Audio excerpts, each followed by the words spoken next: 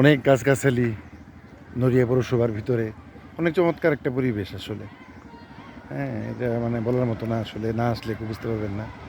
এখানে বিশেষভাগ লোক বিদেশ থাকে এবং বিশেষ ইটালি, ইউকে, হ্যাঁ, যে কারণে এখানে ওই নিরীহ মানুষের সংখ্যা খুব কম, যে কারণে গাছ কাটার পরিমাণও কম।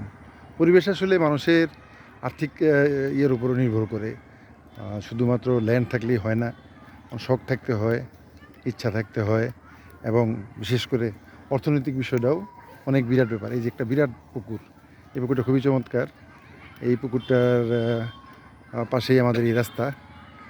এলইডি, আইইউজিআইপি, এডিবির ফান্ডে, এডিবি এবং এফডি, ফ্রান্সের জয়েন্ট কোলাবোরেশনে উইথ জিওবি ফান্ডে এই রাস্তাটি নির্মাণ করা হয়েছে। এটার আজকে রিকাস্টিং করা হচ্ছে, আমরা চেকিং করতেছি। আর আসতে এই পুকুরটা দেখে অনেক আনন্দিত হইলাম এবং এটার পাশেই একটা চমৎকার একটা স্কুল। পরিবেশটা খুবই ভালো লাগলো দেখে।